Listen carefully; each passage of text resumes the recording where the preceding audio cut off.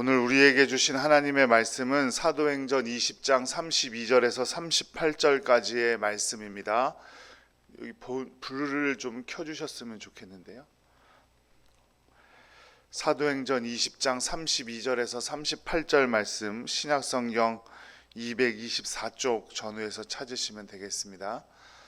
화면을 보고 함께 봉독하면 좋겠네요. 함께 봉독하겠습니다. 지금 내가 여러분을 주와 및 그 은혜의 말씀에 부탁하노니 그 말씀이 여러분을 능히 든든히 세우사 거룩하게 하심을 입은 모든 자 가운데 기업이 있게 하시리라.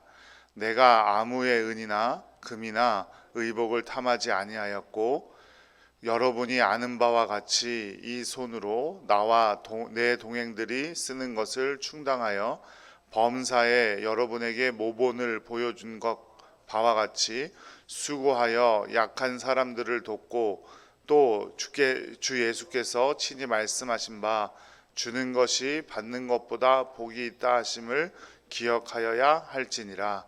이 말을 한 후 무릎을 꿇고 그 모든 사람들과 함께 기도하니 다 크게 울며 바울의 목을 안고 입을 맞추고 다시 그 얼굴을 보지 못하리라 한 말로 말미암아 더욱 근심하고 배에까지 그를 전송하니라.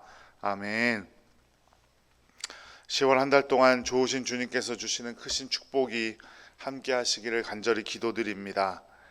사도 바울은 3차 전도 여행을 마치면서 3년을 머물던 에베소를 떠나서 다시 빌립보, 데살로니가가 있는 마게도냐 지역 그리고 그리스 본토를 3개월 동안 다시 한번 방문합니다.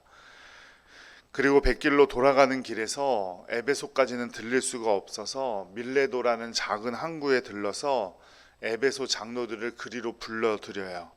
그리고 마지막 설교를 남기는데 그 장면이 바로 사도행전 20장 17절에서 38절까지의 내용입니다. 마치 바울은 죽음을 앞둔 사람이 유언을 남기듯이 에베소 장로들에게 마지막 당부를 남기죠. 유언을 남기듯이가 아니라 사도 바울은 예루살렘으로 3차 전도여행을 마치고 돌아가면 자기가 잡힐 것이라는 사실을 너무나 잘 알고 있었기 때문에 유언처럼 남겼던 것입니다.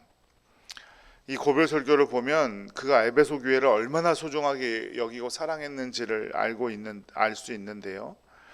바울은 3년 동안이나 에베소에 머물면서 하나님의 나라를 열심히 전했고 하나님의 뜻을 모두 전했습니다.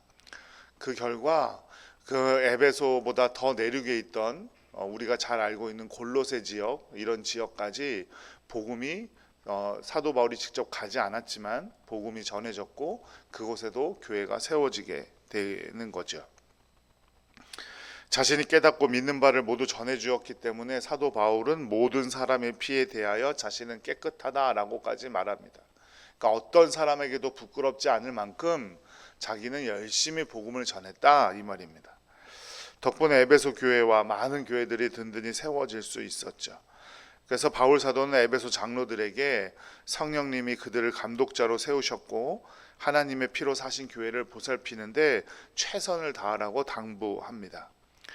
교회를 보살피는 감독자로서 자신과 성도들을 잘 돌봐야 할 것을 당부합니다. 교회를 돌보고 섬기는 직분은 정말 귀하고 소중합니다. 당신은 우리 동산교회처럼 이렇게 큰 교회 건물이 있는 것이 아니라 각 가정에 소수가 모여 예배드리는 작은 모임의 수준이었기 때문에 각 교회의 장로들이다라고 말할 때는 작은 지역의 책임자들이었을 것이고 그리고 어쩌면 한 가정의 책임자들이었을 수도 있죠. 그러니까 이것은 어떤 특정한 직분자를 말하는 것이 아니라 교회를 섬기는 모든 사람들을 향한 말이라고 할 수 있을 겁니다. 우리 모두가 교회를 섬기며 자신을 돌아보아야 한다라고 말하고 있는 거죠. 그 방법은 28절에 보니까 자기를 위하여 또는 온 양떼를 위하여 삼가라라고 말하고 있습니다. 삼가다라는 건 무슨 말입니까? 내 행동과 말을 절제하고 삼가할 수 있어야 된다 이 말이죠. 말은 한 번 뱉으면 쓸어 담을 수 없는 것입니다. 그리고 내가 원하지 않는 방향으로 영향을 끼칠 수도 있습니다. 그렇게 우리가 먼저 자신을 잘 절제할 줄 알아야 외부에서 들어올 이리와 같은 자들 가운데 믿음이 연약한 성도들 혹은 신앙생활을 시작한 지 얼마 되지 않은 성도들을 지켜낼 수 있다라는 겁니다. 그리고 안에서도 사람들을 현혹시켜 자신의 추종자를 모으려고 하는 사람들이 나타날 것이다 라고 말을 해줍니다. 예수 그리스도를 따르는 자들의 모임이 교회인데 특정한 사람들을 따르도록 편을 가르는 일이 생길 수 있다라고 말해주고 있는 거예요. 사탄은 절대로 우리를 그냥 내버려 두지 않습니다. 어떻게 해서든 하나님과 멀어지게 하고 갖은 수단을 동원하려고 하겠죠. 그 공격을 대비하기 위해서는 우리 스스로 절제할 줄 알아야 한다는 겁니다. 내 입이 있다고 아무 말이나 할 수 있다고 생각해서는 안 됩니다. 내 입으로 내가 말하는데 무슨 상관이냐, 이런 마음 안 된다는 거죠. 교회를 돌보고 섬기는 사람들의 입은 절제할 수 있어야 된다는 겁니다. 그리고 절대로 편을 갈라서는 안 됩니다. 내 마음에 드는 사람들, 내 마음에 들지 않는 사람들, 한 교회를 섬기고 있으니까 나가라고 할 수는 없지만 그냥 너는 너대로 살아라, 나는 나대로 살게, 서로 무시하고 내 쪽으로 사람을 끌어당기고 이런 일들 해서는 절대적으로 안 된다는 겁니다. 또 우리는 무엇을 절제할 줄 알아야 합니까? 경제적인 문제로 어려움을 겪고 있는 분들을 위해서 내가 가진 것들 자랑해서는 안 되고, 믿음이 연약한 자들을 위해서는 내 믿음을 자랑해서 안 되고, 원치도 않은 권면을 한다던가 해서도 안 된다는 겁니다. 오히려 눈물을 흘려 기도할 줄 알아야 합니다. 예수님의 동생인 야고보 사도가 쓴 야고보 그 서에도 신앙을 가장 망쳐버리고 방해할 수 있는 가장 큰 적이 첫 번째로 뭐라고 합니까? 혀라고 합니다. 혀. 그러니까 혀가 말이죠. 말. 혀는 아주 작은 지체이지만 온 숲을 태워버릴 수 있는 강력한 힘을 가지고 있다, 이렇게 말을 하죠. 그 혀로 우리는 무엇을 해야 합니까? 기도해야 합니다. 서로를 위해 기도해주고, 내 마음에 들지 않는다면 혹은 그 사람이 분명히 틀리고 있다면 바른 길을 가를 수 있도록 해달라고 하나님께 기도해야 합니다.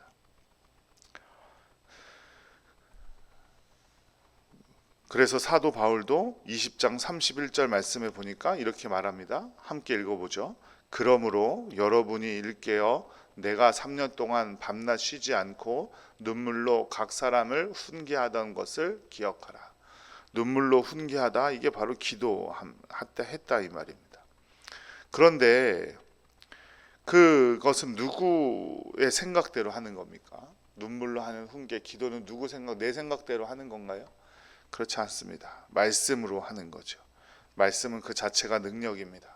많은 성도들이 말씀을 읽지 않고 가까이 하지 않으면서도 마치 하나님의 말씀대로 자신은 살고 있다고 착각하는 경향들이 있습니다.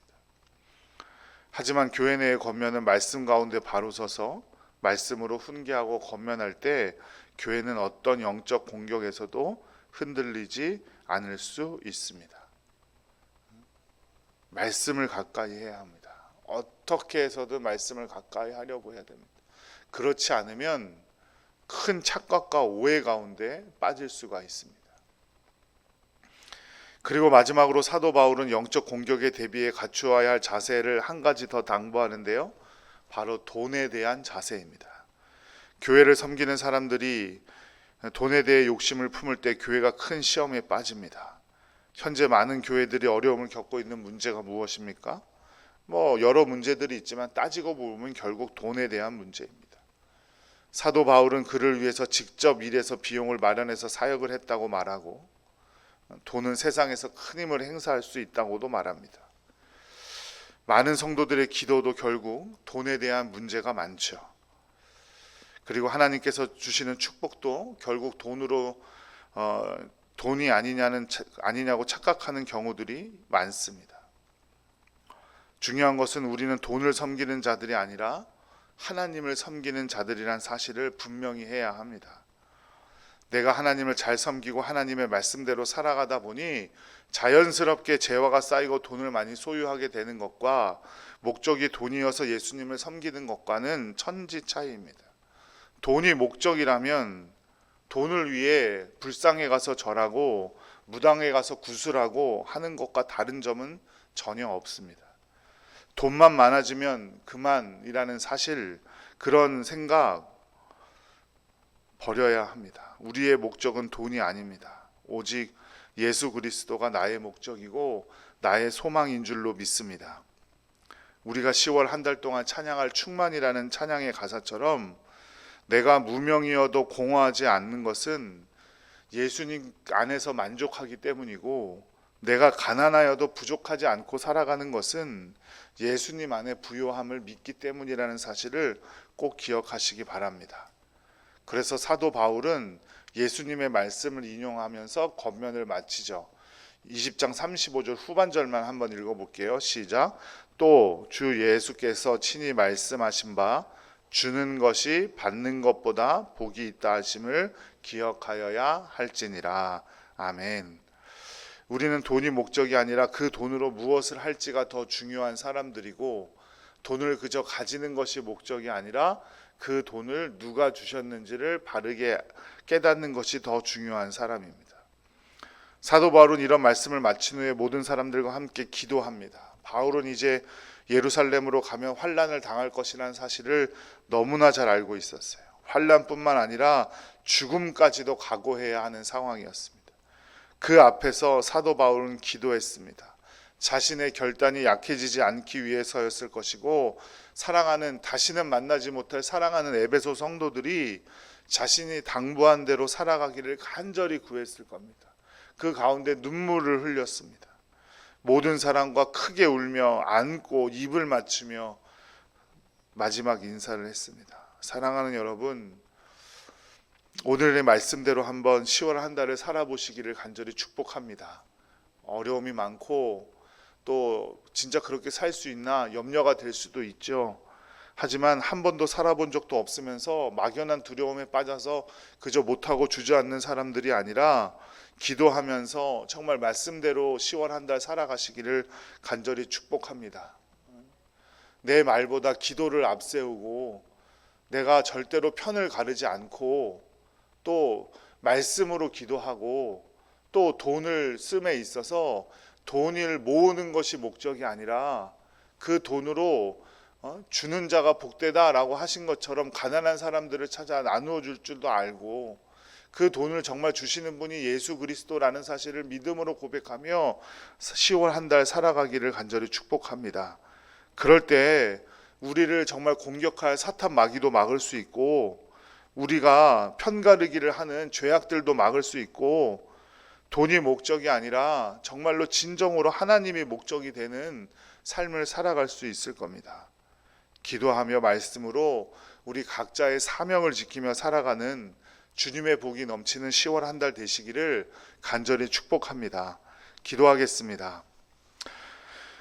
사랑과 은혜가 많으시고 거룩하신 아버지 하나님, 사랑하는 동산의 모든 가족들 가운데 주님의 기쁨이 넘치는 10월 한 달이 되도록 인도하여 주실 줄로 믿고 감사와 영광을 올립니다.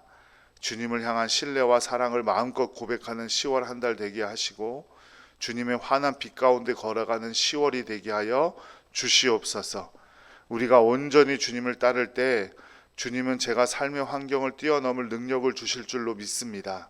주님께서 다시 오셔서 주님께로 영접하여 주님 계시는 곳에 우리도 영원히 있게 하시겠다고 약속하셨사오니, 주님의 약속을 믿음으로 이 땅을 승리하며 살아가게 하시옵소서.